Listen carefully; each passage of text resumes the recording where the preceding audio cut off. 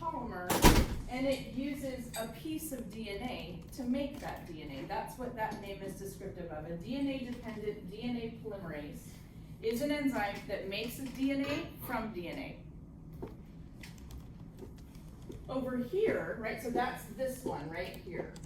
Over here, where we have DNA making RNA, you might remember from general biology that we said that was an RNA polymerase.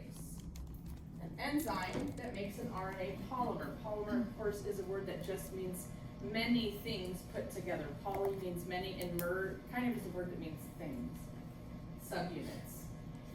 So if we want to be more descriptive about this, if we want that enzyme's names not only to tell us what it makes, but what it uses to make that, we would add that word dependent to the front. And we would also add DNA, because this makes RNA from DNA. So in your cells, you don't just have any old DNA polymerase, you have DNA-dependent DNA polymerase.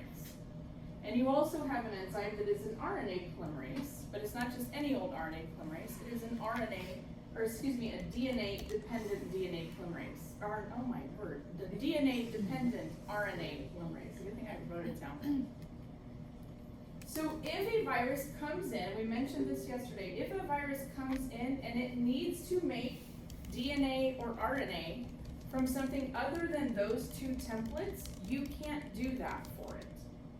It has to bring an enzyme with it. So when you have a single-stranded RNA virus, if you want to make baby viruses during the third step, right, after attachment, after penetration, during biosynthesis, you have to make RNA genomes, which means you have to make RNA from RNA. And the host cell says, I can't help you with that. I don't know how to do that. And so this virus brings with it, notice, an RNA polymerase, which is RNA dependent. So when you have a unique genome, you have to bring with you these enzymes in order to teach the cell how to do that. So when you have a single-stranded RNA virus, whether it's single-stranded and negative, or single-stranded positive, or even double-stranded RNA, you have to bring that enzyme with you.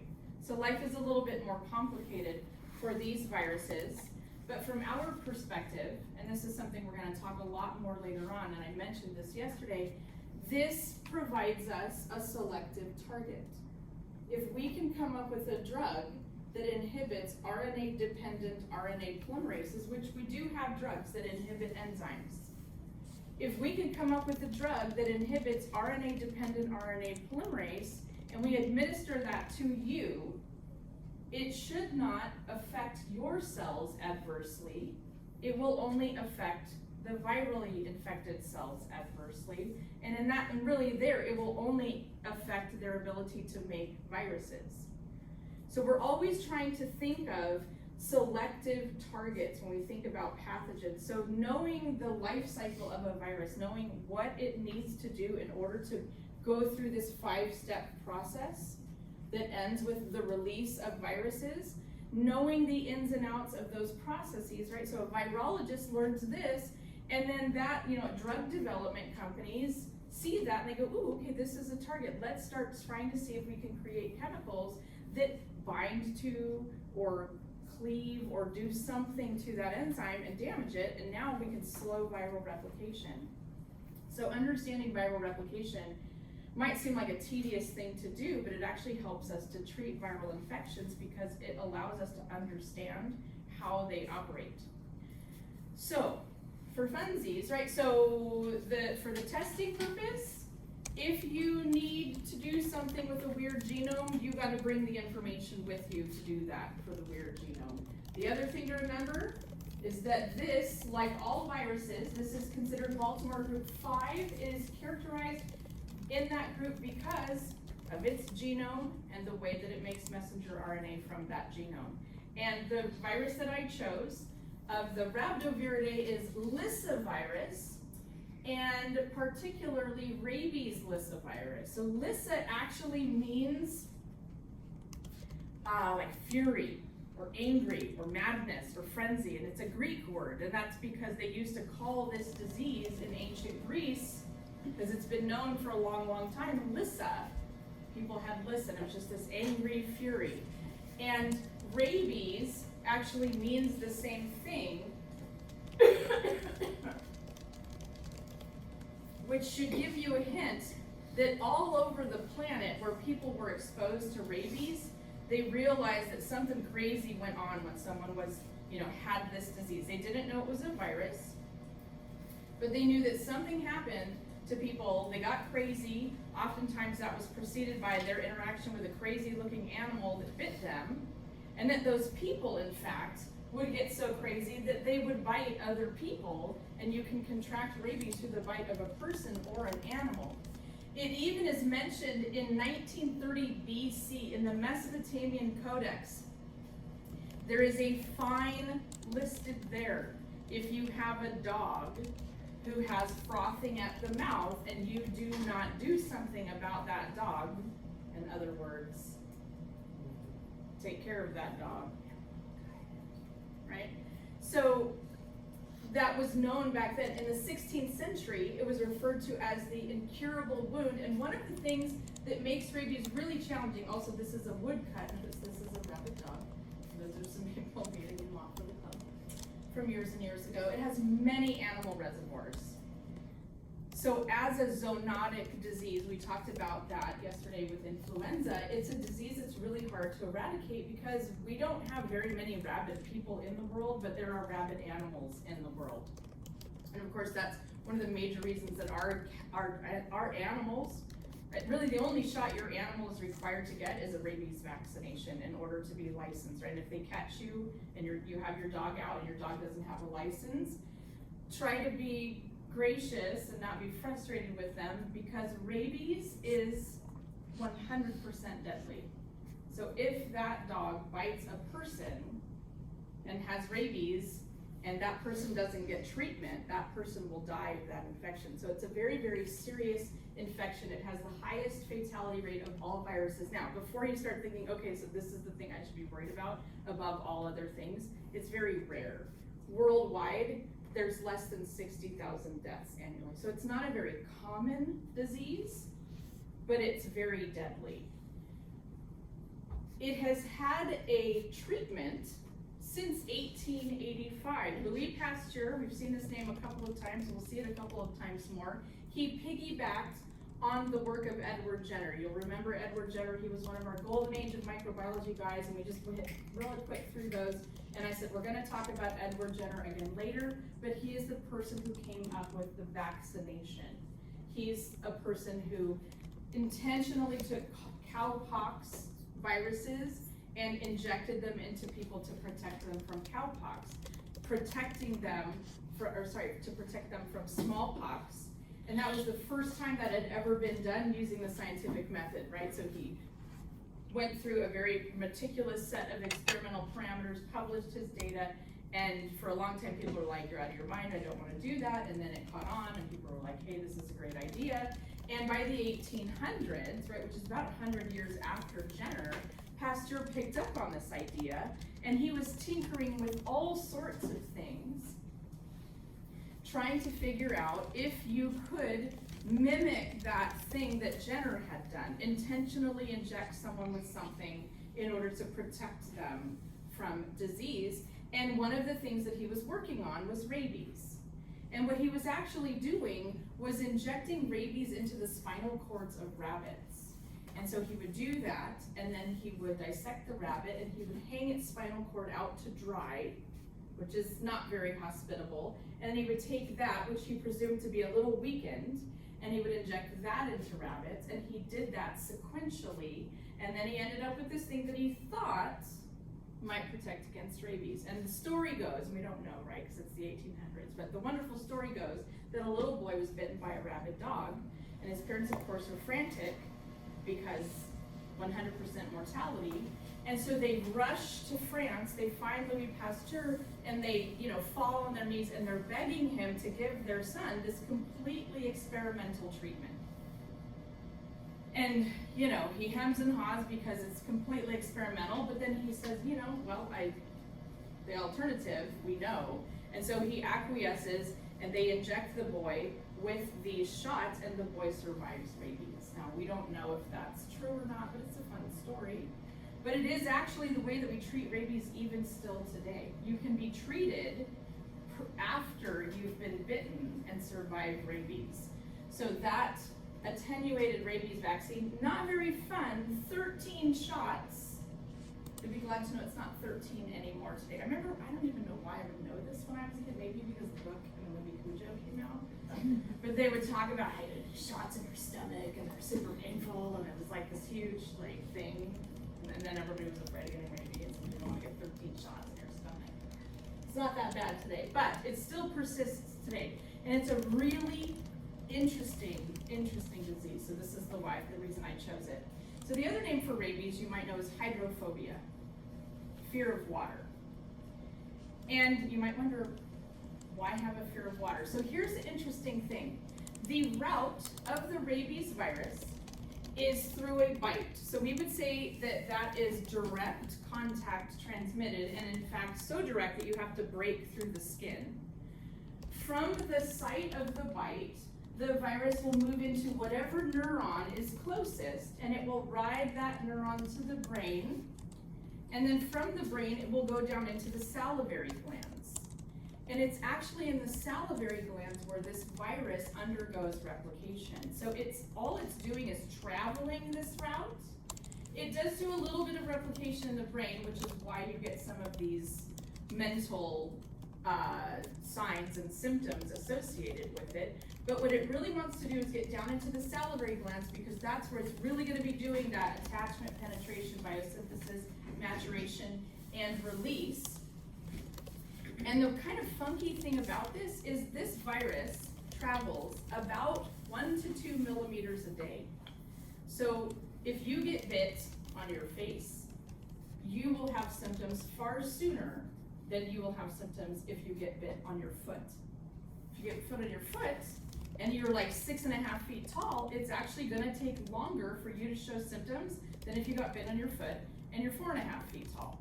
Because it's all about the distance, right? It travels a particular, millimeters per hour, and it gets there, but once it does, you start to exhibit weakness, malaise, which just means a general feeling of unwellness, fever, which is a very common response to any infection, right? Fever is one of those things we would say is really nondescript because it's just your response to something. Headache, not surprising because it goes into your head. Prickling and itching where you're bitten. Why? Because it's crawling up neurons.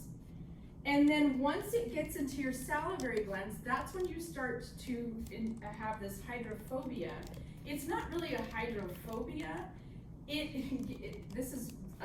You got to give it props, because what it's doing is trying to keep you from swallowing. Because if it's in your salivary glands and your saliva, and it wants you to bite someone, if you swallow, they go into your tummy. So it goes into your laryngeal nerves and it paralyzes those muscles so you can't swallow. And they spasm, so if you try to swallow, it's incredibly painful. So people refuse to drink because they can't swallow. So they're not afraid. It's not like they see water, right? Like, they're not afraid of it.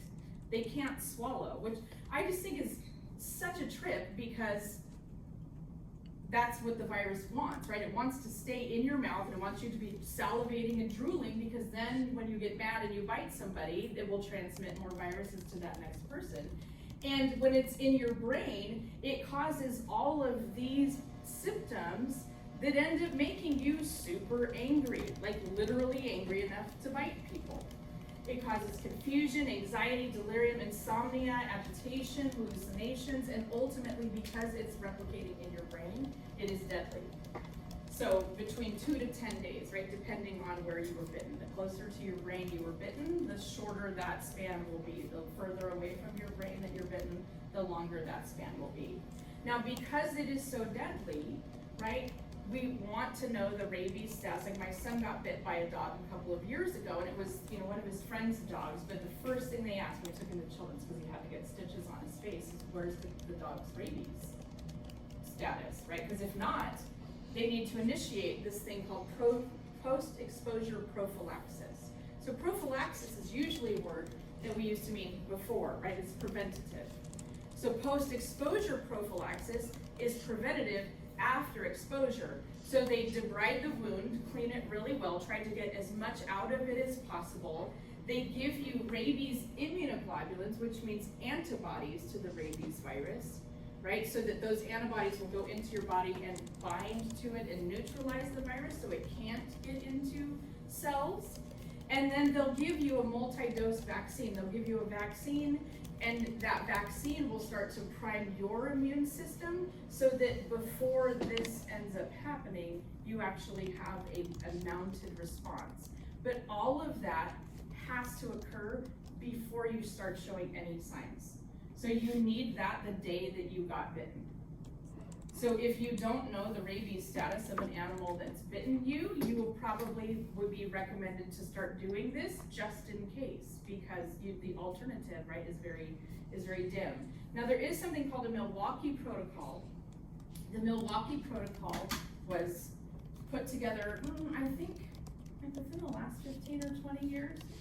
5 of 36 patients have survived, which is incredible considering that this virus has typically 100% mortality. So this is actually a protocol for people who have started showing symptoms after being bitten.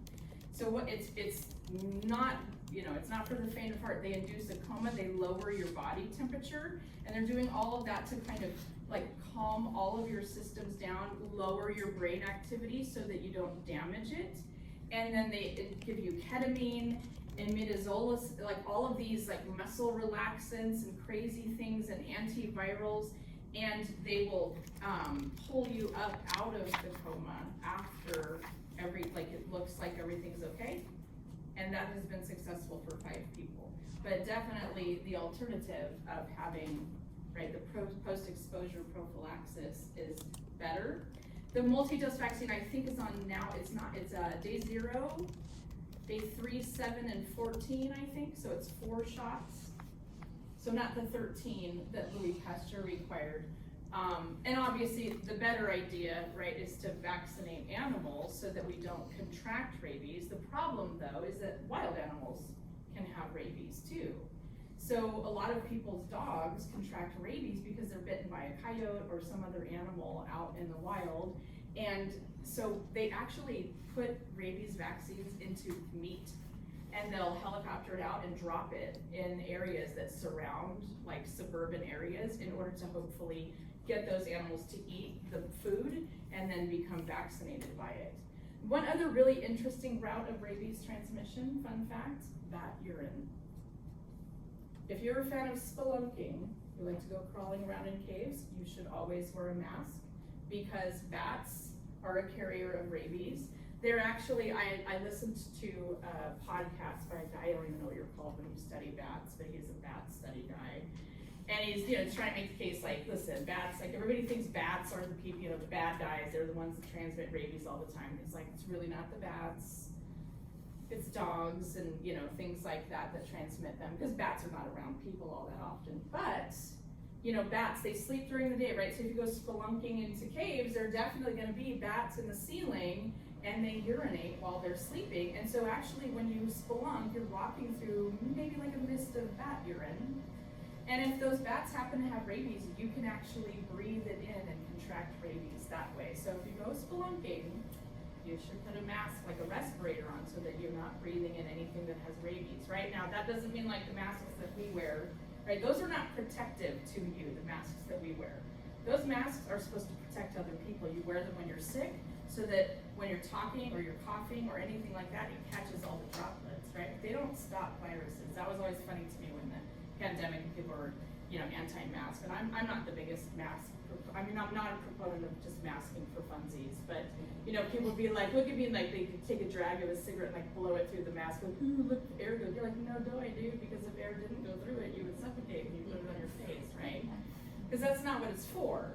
But a respirator, right, or so like an N95 that attaches to your face will keep viruses from coming and getting into your face. So if you're ever going into pain, you should wear those. So that's rabies. Yeah. Are possums immune to rabies? I've heard that. I don't know. I don't know for sure. I know that there's lots. I know squirrels can catch rabies because my husband got bit by a squirrel once. Because we used to live, and there was this really cool tree behind our house, and we'd feed birds, and then squirrels started coming to the bird feeders, and we really liked the squirrels, so we started feeding them instead. And then my husband started feeding them peanuts by hand.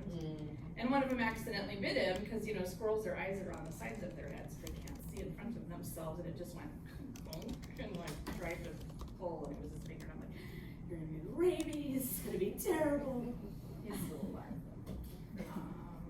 Sorry, then you started. Just like how they inject meat for coyotes, do they do that for bats as well?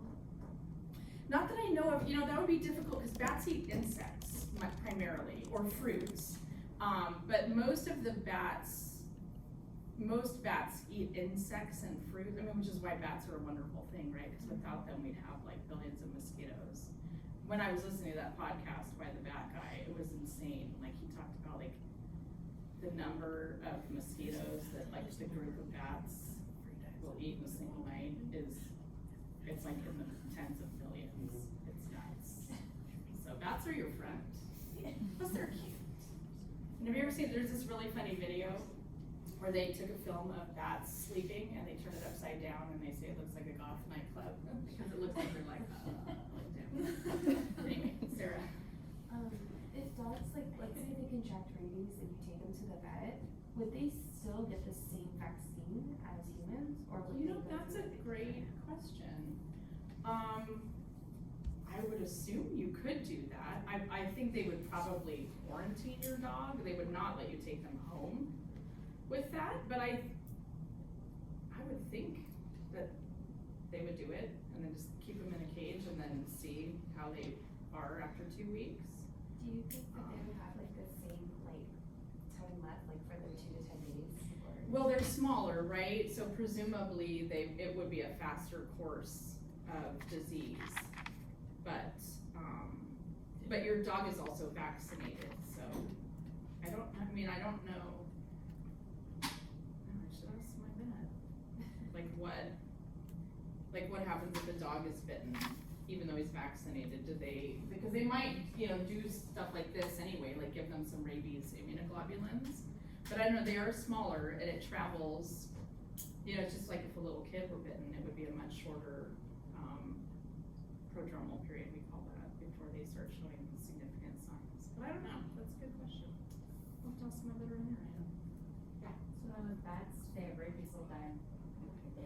I don't know. I think bats, I'm not sure. There are lots. So when we talk about zoonotic diseases, we talk about animal reservoirs and amplifying hosts. And so there are some animals who have diseases, but they don't show signs or symptoms. That's what I was thinking. So I don't know. I know in the movie Cujo, the bat had rabies and saliva on his mouth, but I don't, I don't know that they necessarily have the same problems that we have. Maybe they furiously bite the fruit. They furiously bite, I know, yeah. it's the same thing. I'm just not sure. But if they did, it seems like it would be it almost seems like it would drive itself out of bats if that were the that's what I case, was because thinking. when something becomes that virulent, it doesn't typically stay in that host. The normal trajectory of viruses, and we even saw this with COVID, is for them to become less virulent and more contagious. Because it's not to the virus's benefit to kill its host. It's to the virus's benefit, really, for you to have mild illness, so you trip around, walk around, and you're a little bit stuffy, but not stuffy enough to stay home, and then you give it to other people. So we saw, right, the first strains of COVID were more severe than the strains that have come out afterwards. So, I don't know. I'm gonna have to look into that. Too bad the bat guy's not here. He probably knows. It's a really cool podcast. You guys, maybe you'd be interested in it. It's called The Ologies. And she just interviews people who are experts in some field, something, it's it's like opterexterology, right? I don't know, but it's fun. That was a backpack, so that's rabies. Rabies is fun. Super duper exciting.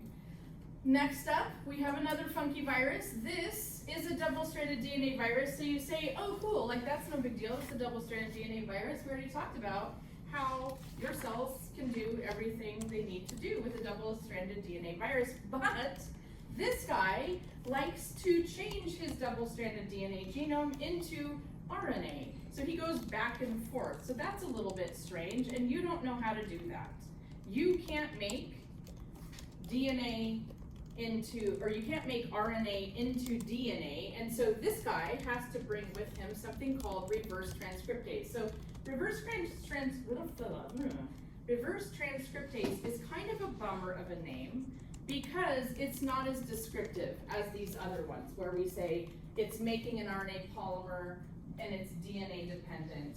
Reverse transcriptase takes RNA and makes it into DNA. So we could say that it's a DNA polymerase that is RNA dependent, but somebody decided to be cute, and so they decided that they would call this, I'll use the same colors, this enzyme right here, reverse transcriptase, because it's the reverse of transcription. Transcription is DNA to RNA, so they said, oh, this is an enzyme that does the reverse of transcription. So reverse transcriptase is an enzyme that takes RNA and creates DNA from it. So notice, this is a really interesting virus. This is a virus when floating out by itself, doing its thing as a fully assembled virus. Notice, let me get my little clicker, his genome is RNA. But when he infects a cell, when he attaches and penetrates, part of that penetration is actually to reverse transcribe his genome into double-stranded DNA and put it in your DNA. Just boop, right inside one of your chromosomes. And that's actually a great strategy because he just hangs out there and you don't know that he's there. Because for you to know that your cells are infected by a virus, they have to be actively growing. They have to be at least going through this biosynthesis phase, because when they do, your cell will like sneakily throw up a little viral protein on the surface and be like, pss, pss, pss, pss, pss. But if they stay here, your immune system doesn't see them. One virus that has used this to great success is HIV. HIV is one of these retroviruses. HIV has an RNA genome. When it infects helper T cells, it incorporates its genome into the chromosome and then just hangs out there and hides and waits, and just a couple of them reproduce. So you have a very low viral load. But that does not mean that you're not sick, because what you don't realize is that at some point, nearly every one of your helper T cells is infected. And ultimately, those viruses will come out and they will move into biosynthesis, maturation, and release, and that's when you have AIDS. That's when HIV positive status turns to AIDS. Now, the good thing about that is that this virus requires reverse transcriptase, and that is another target that we can attempt to knock out in order to stop this. We call those integrase inhibitors. If you've ever studied HIV, we inhibit the virus's ability to integrate its genome into this host cell.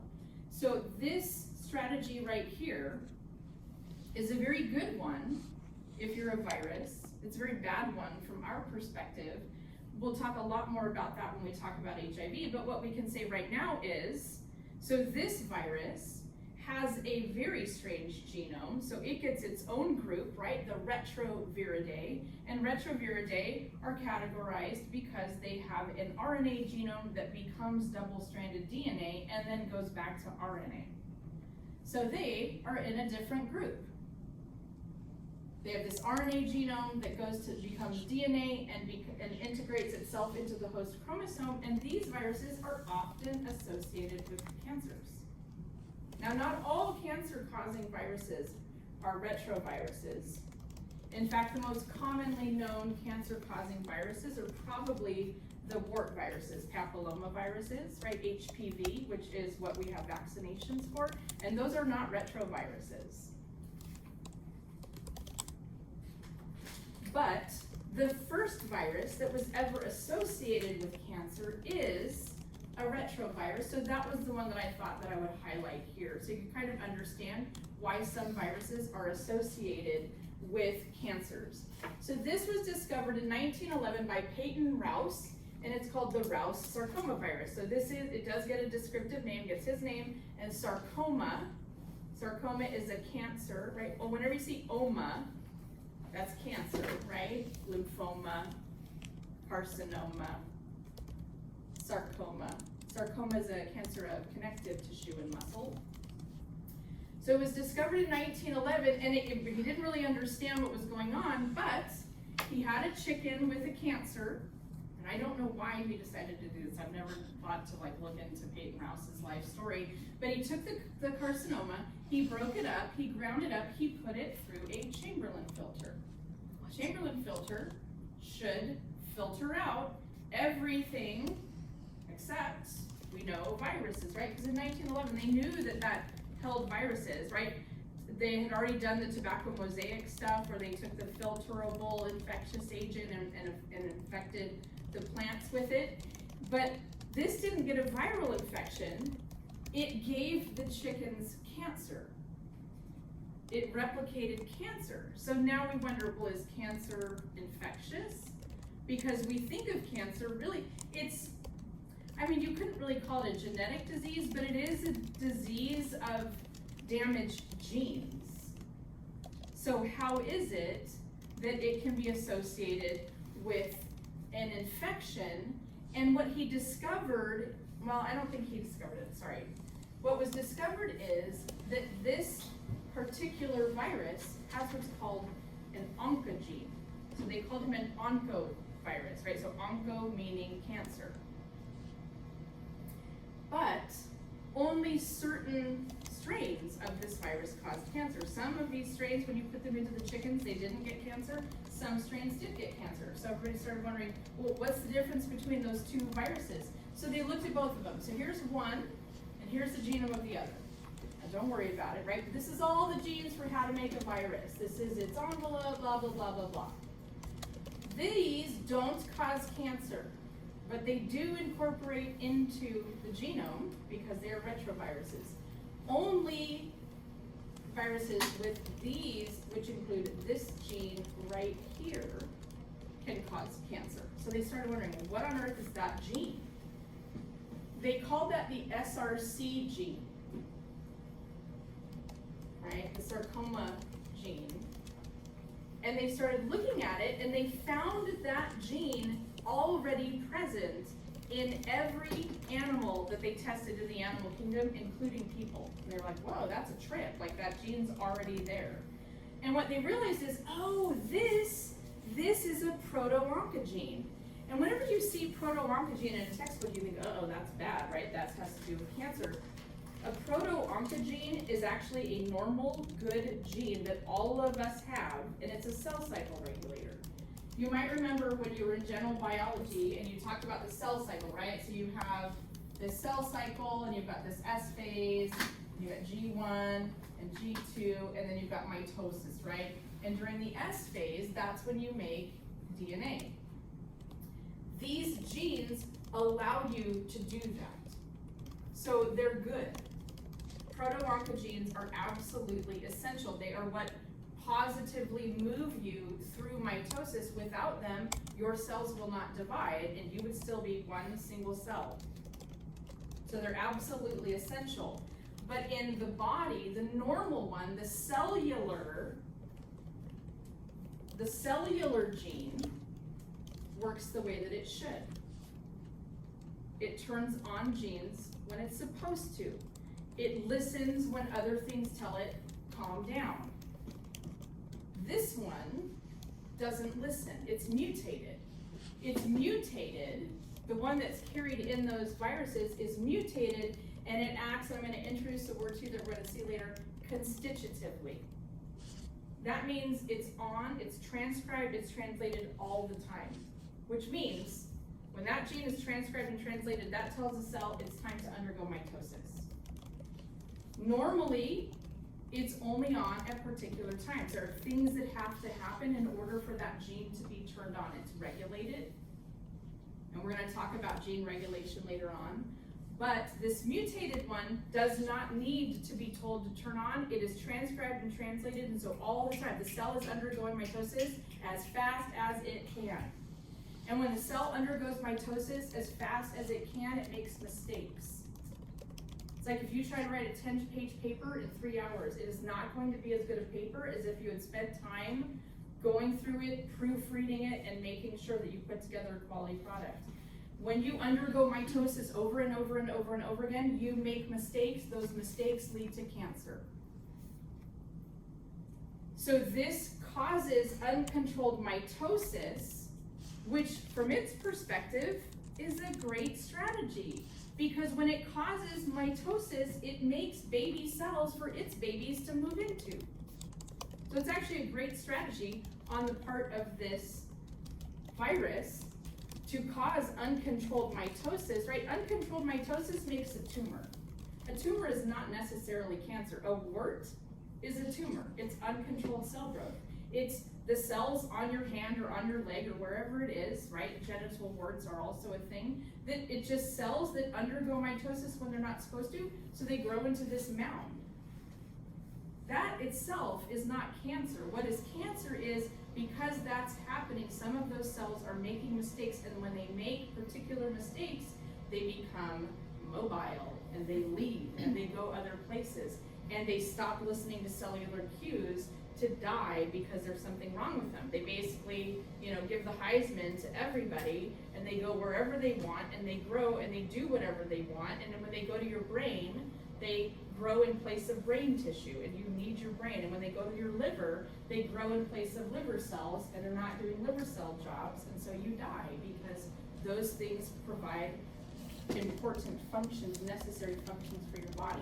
So this simply causes the tumor, but the uncontrolled growth will cause cancer because it causes more mistakes. So this is not something that's essential to the virus. The virus can live without it, and what we presume, we don't know, what we think is, when one of these viruses, right, it inserted itself into the genome, and when it left, it took that gene with it.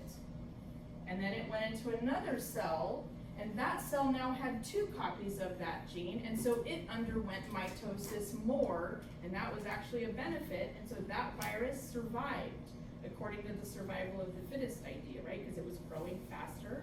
And then over time, we think that that gene mutated because there was nothing to stop it from mutating, no proofreading or anything like that. And now it is found in many, many, many of these viruses. But there are sarcoma viruses that actually don't cause sarcoma. They're the same virus, they're just missing one gene. So one of the ways that viruses can be associated with cancer is when they integrate into the chromosome, because when they integrate into the chromosome, they can cause problems with the way your genes are regulated. And as I said, cancer is really a disease of faulty gene regulation. It's turning on genes when you're not supposed to, shutting off genes when you're not supposed to, and that causes uncontrolled cell growth. And it also causes them to do other things, right? Like move. When we say metastasis, what you're saying is a cell that was not supposed to be motile became motile. Because cells in your body are not motile. Sperm are motile, white blood cells are motile, that's it. But cancerous cells are motile. They don't just break off and float like a leaf in a river. They actually move toward other areas. They move into your lymph nodes and then move to the rest of your body and set up shop somewhere else. Shalina, you had a question? Yeah, so going back to the uncontrolled mitosis, so when someone has cancer, they're constantly going through uncontrolled mitosis. So when they go through chemo, radiation, everything, and they're in remission, is their body still going through mitosis? Presumably not, because you've killed the cancer cells. So this is one of the reasons why weight loss is associated with cancer, right? Like unintentional weight loss could be a sign of cancer because you have cells growing all the time. They have a huge energy requirement. And what chemotherapy tries to do really is chemotherapy just inhibits the cell cycle, right? So you hope it hits the cancers the hardest, but that's why people tend to lose their hair. Yeah. And tend to have a lot of gastrointestinal issues and may even have like skin issues because those are the parts of your body that are also growing. But when you go into remission, I mean, remission is there's no sign of cancer, so there should not be that uncontrolled growth anymore, right? I mean, you know, a lot of times cancer comes back because the undetectable cells, you know, are still there, which is why it's, you know, when you catch cancer early, it's much better. Yeah. Okay. But Thank you. Yeah. Is so the SRC gene, would that be similar to the BRCA gene, or would they be like two different?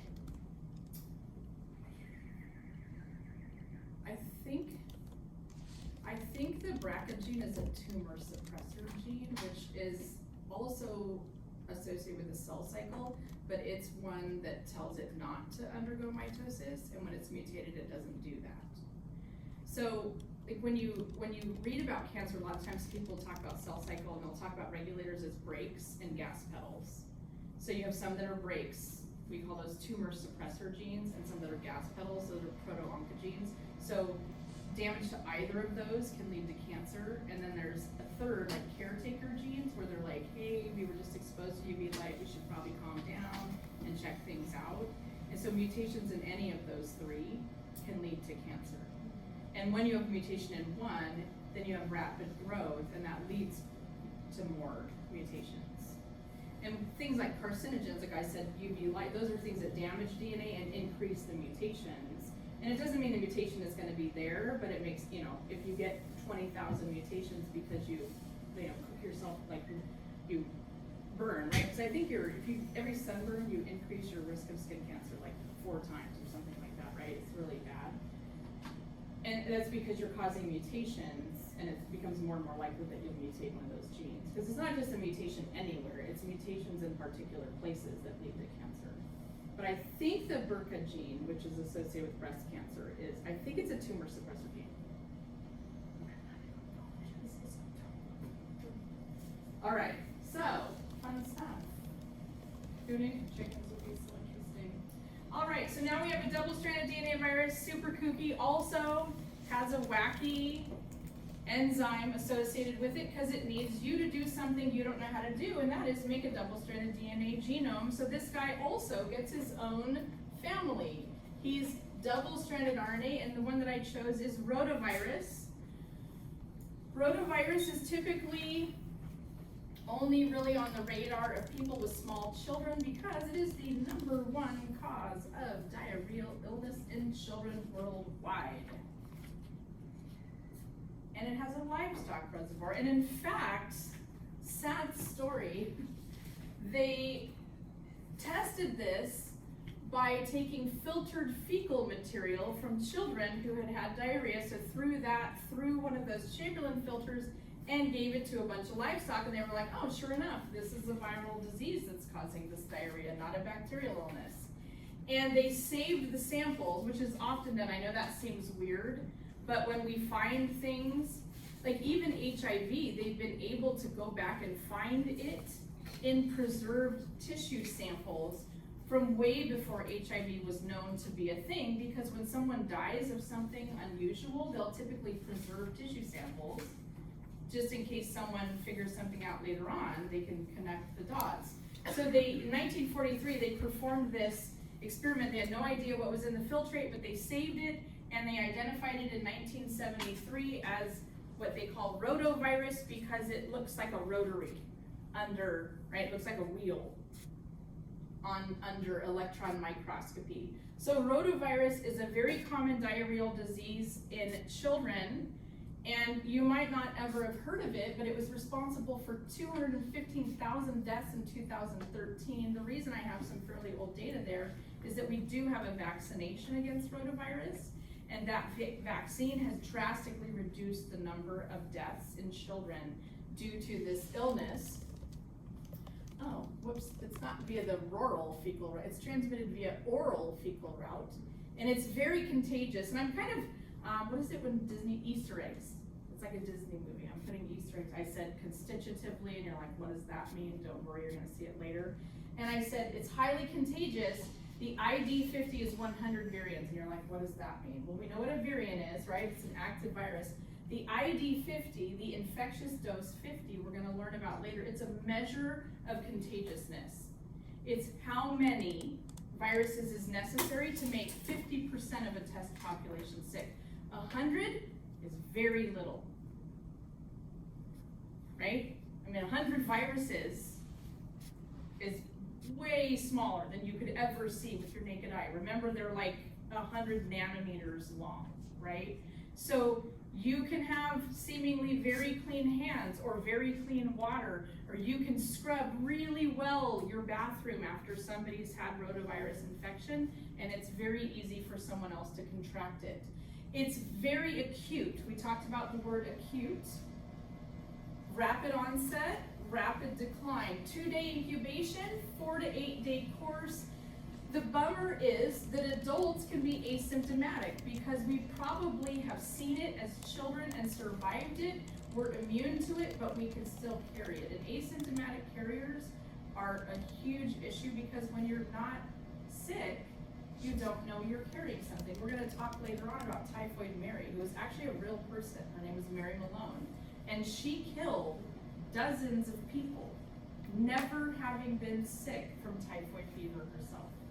And because she had never been sick, she couldn't understand how she could possibly, I mean, can you imagine if someone comes to you, right? You're just doing your job, right? She was a cook by trade, and she would cook, and then people would get sick, and she'd be like, ooh, dodged a bullet. I mean, which is what I would do. I mean, when a sickness goes through my house and I manage not to get it, I'm like, thank you, Jesus. Yes, I don't like throwing up. I mean, who does? But right, I don't like it. But then people come to her and say, you are causing this disease. You need to stop doing this job that you love to do and is the way that you make money. And she's like, you're crazy, dude. Like, I'm not making anybody sick. I'm not sick. Like, how can I make other people sick? So when you're asymptomatic, you're not careful, right? So we actually typically give this disease to children. The good news, right, so like all gastrointestinal illnesses, very similar symptoms. Nausea, vomiting, watery diarrhea, low-grade fever, dehydration. And dehydration really is the key thing with all diarrhea, especially in children. Right, that's the major risk of a small child getting a gastrointestinal illness. They very, very quickly will dehydrate and they can die. But the good news is just rehydration. As with many very severe gastrointestinal diseases, like cholera is terrible, but Gatorade can help you survive cholera. You don't need antibiotics, you don't need antivirals, you just need to be rehydrated because your body, right, your body is making you vomit, and your body in this case is giving you diarrhea. It's doing it intentionally to flush that thing out. So all you need to do is keep enough water on board that you keep things the same. So we rehydrate them, but we do have a vaccine, right? So once the vaccine became worldwide, it became far less common. And there's a really interesting thing that people are looking at today, that somehow this vaccination seems to be related in a reduction in type 1 diabetes, which would be insulin-dependent autoimmune diabetes.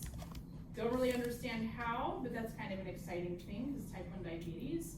I mean, though it's treatable and you can live a very normal life with type 1 diabetes, it's better not to have type 1 diabetes, right? It's not like it used to be. It's much more controlled now. And it's not clear why that is, because it is an autoimmune disease, so is somehow activating the immune system with this virus do something that keeps it from attacking the pancreas? We don't know, but it's kind of interesting. All right, I think this is the last one. Flaviverde, which is fun. Flabby. I think flabby means yellow. Claviviridae, another weird one, right? RNA genome attachment, penetration, biosynthesis must include this funky enzyme, and then maturation and release. So same 5 steps, just a little bit funny in the middle there because this virus also has to bring something with it. So because this guy is a single-stranded but positive strand RNA virus, he also gets his own group.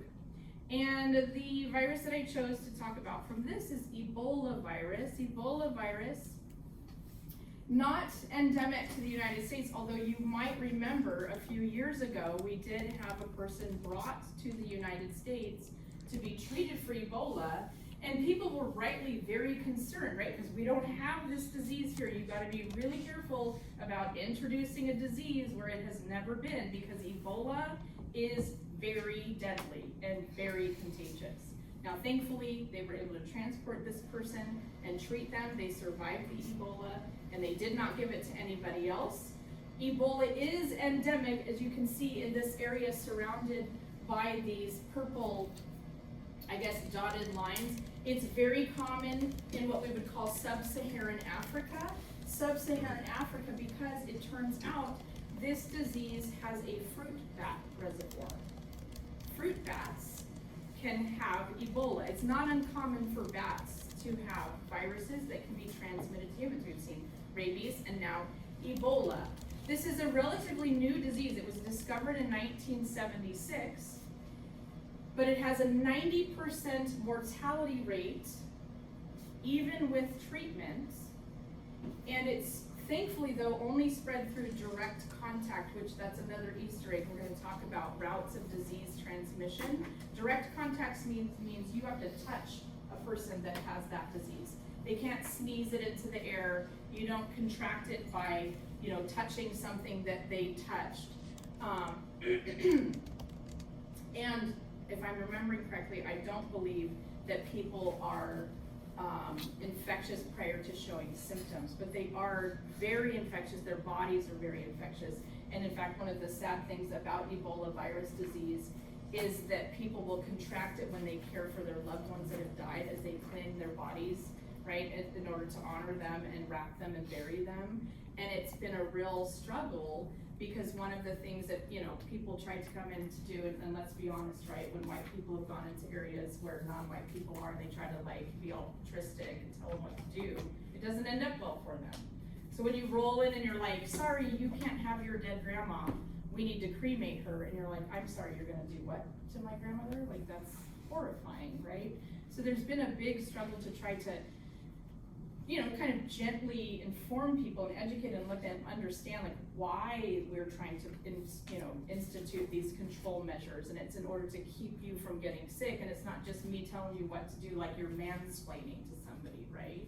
Because that happens a lot. I mean, have you ever? My daughter has a friend who mansplains, and I'm like, brother, you are killing me right now. He's a crazy kid. I mean, I love him, but he's nuts. Anyway, Ebola virus, unfortunately, begins with very nondescript symptoms, which means you don't know that you have Ebola virus, and you're around other people and they don't know you have Ebola virus, so you can transmit it to them. But it will very quickly result in what's called a petechial rash, which is shown here. A petechial rash is evidence of under the skin bleeding. A petechial rash happens when blood vessels are damaged and they burst and bleed. And so they're indicative of damaged blood vessels. What you don't see from the surface is that damage is widespread throughout the entire body. So there's massive hemorrhaging. And it's diagnosed by these effects, right? You even get hemorrhaging in the eyes, you can see there, right? The tiny blood vessels in the eyes rupture. It's confirmed by a blood test. Now, unfortunately, treatment is supportive care. Giving people something to make them comfortable, feeding them intravenously if they need it, caring for them. There's really not any treatment particularly for Ebola virus. There is an experimental vaccine, but it hasn't been shown to have tremendous promise. They're obviously still working on that. It infects endothelial cells. Those are the cells that line the blood vessels, so it infects them, attaches, penetrates, biosynthesis, maturation, release, bursts those cells. That causes that damage. It also infects liver cells and your monocytes, right? That's a kick in the pants because your monocyte is what is going to fight him. And your monocyte's job is to grab the virus and engulf him and destroy him, and he's like, sweet, and he gets inside and then he undergoes, right? So you attached and penetrated him yourself, and now all he has to do is biosynthesis, maturation, and release. So what'll happen is, when they infect those monocytes, they cause something called a cytokine storm, and a cytokine storm is kind of a catch-all phrase. Cytokines just mean molecules that are released by cells to talk to one another.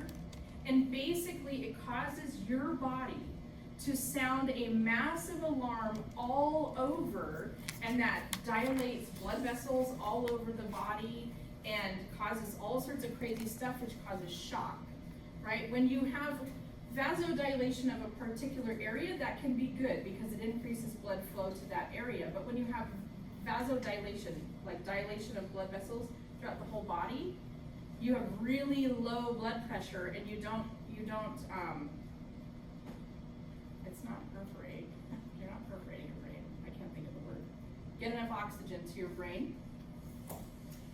And so you actually go into shock due to blood loss and you die of this infection. So it causes massive hemorrhaging, and that massive hemorrhaging and the shock causes you to lose blood pressure and you don't get enough oxygen to your brain and you die of Ebola. So it's a very, very deadly virus, and it's one they're working on. And like I said, they do have an experimental vaccine, but right now, not anything that works well enough that it can be used in order to prevent Ebola virus infection. So it's mostly a containment issue. When a case of Ebola comes out, there's a very rapid response by the World Health Organization to come in and quarantine that area so that it doesn't spread outside it. Yeah. So the person that was brought here, how do they survive? So you can survive it. It's not 100% fatal. You can survive, and so some people survive. You're obviously, the more medical care you get, the more you survive. I don't know that person, necessarily got any better care because they're probably sick as a dog by the time they got here because it has such a rapid onset. But I think they just might have been one of the lucky people that survives. Are there long-term effects after surviving? That's a good question. I don't know of any. So it's not. I mean, I'm sure you would have some damage associated with, like if you survive something that caused bleeding in your brain, right? You might have, like long-term sequelae that were like. But I was just thinking stroke, where yeah. it's not like persistent or latent. No, you clear the virus completely. It's an acute infection, but you certainly could have, we call them long-term sequelae, which are long-term effects of an illness that's been cleared. So that's the viruses. Let's take a little break. Let you absorb that. You don't have to know all that for your exam. And then we're gonna talk about prions, which is really, if you think viruses are cool, hold on to your hats. Let's just take a 5-minute, rest your brain break.